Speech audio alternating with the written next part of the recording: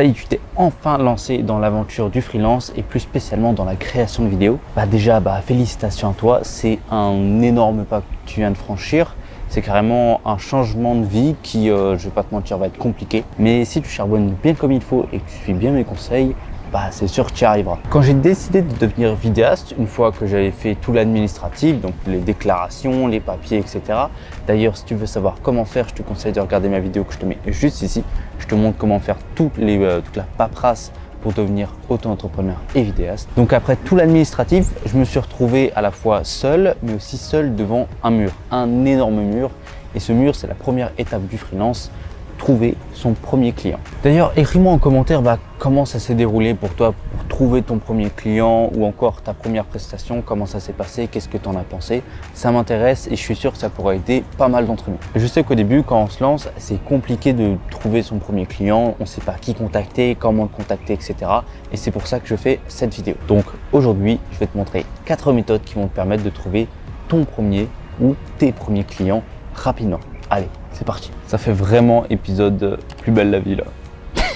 La première méthode pour trouver des missions, des contrats, des clients, c'est de s'inscrire sur des plateformes de freelance comme Malte ou Fiverr.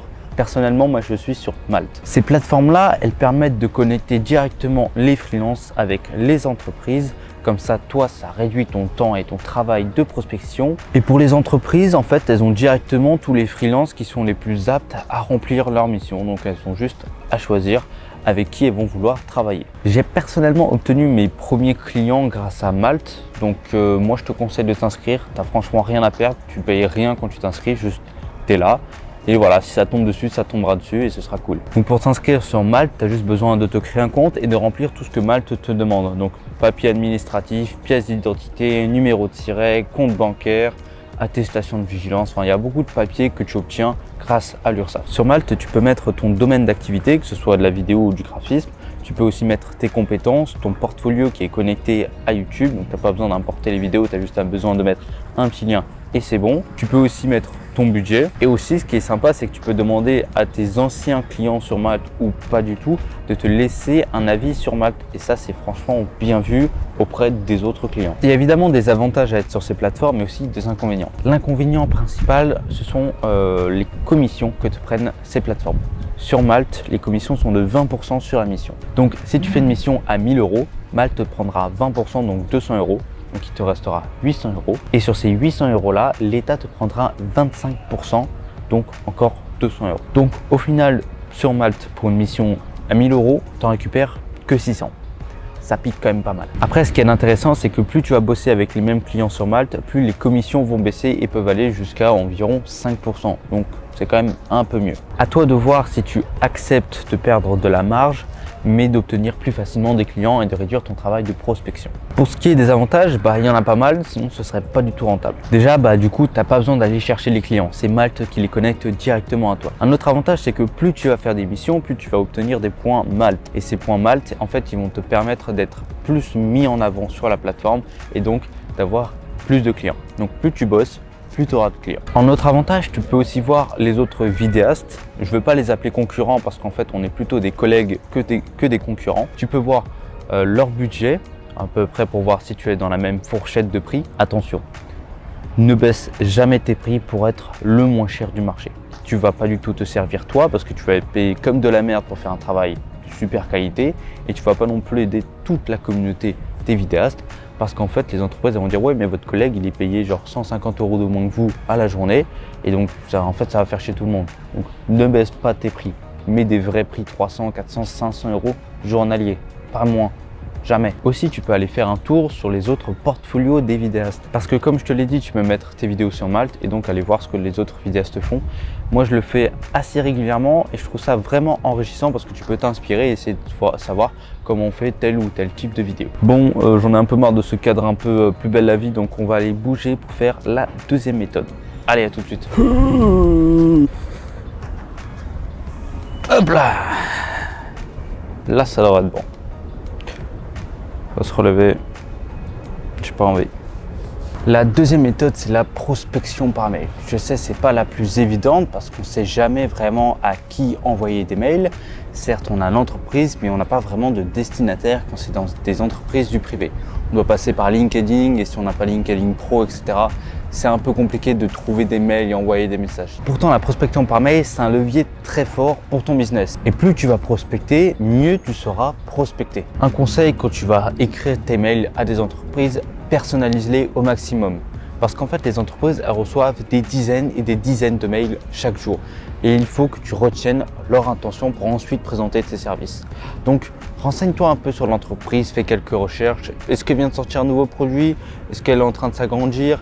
Est-ce qu'elle fait déjà de la vidéo? Et si oui, qu'est-ce qu'on pourrait améliorer dans les vidéos qu'elle fait?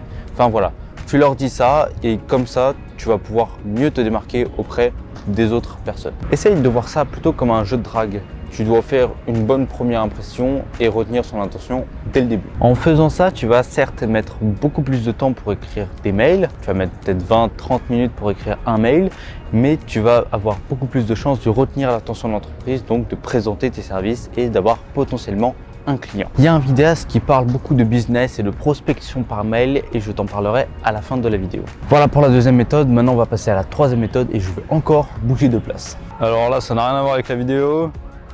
Mais il y en a là-bas qui sont en train de crever, donc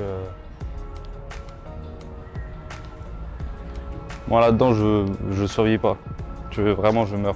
Ok, donc la troisième méthode que j'utilise, c'est ce que je suis actuellement en train de faire, c'est de créer du contenu sur les réseaux sociaux. Publie tes vidéos, tes photos, enfin tout ce qui concerne le domaine de la vidéo, même des tutos ou des reels, enfin bref. Crée du contenu, publie-le sur les réseaux sociaux, quitte à emmerder tous tes abonnés Instagram, on n'en a rien à faire. Fais-le. Faire ça, ça va te donner une certaine notoriété de vidéaste ou photographe et tu vas potentiellement attirer de nouvelles personnes sur ton contenu, elles vont être intéressées par ce que tu fais et ces nouvelles personnes, ce seront potentiellement tes clients. Donc c'est très simple. Plus tu crées du contenu, plus tu vas attirer des gens, plus tu auras de chances de tomber sur un client. Et ce qui est de très sympa avec cette technique, c'est que tu te concentres uniquement sur la création de ce que toi tu as envie de faire et après les gens, s'ils aiment, ils viennent à toi directement.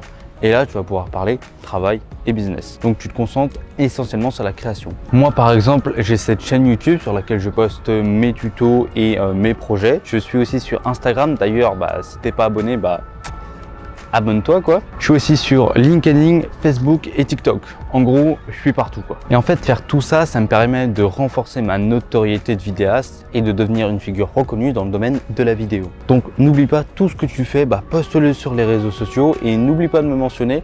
Comme ça, je pourrais venir faire un tour sur ton profil. Donc maintenant, on passe à la quatrième méthode pour trouver son ou ses premiers clients. Et c'est pour moi la technique la plus puissante parce qu'elle fait que se décupler en fait. C'est le bouche à oreille.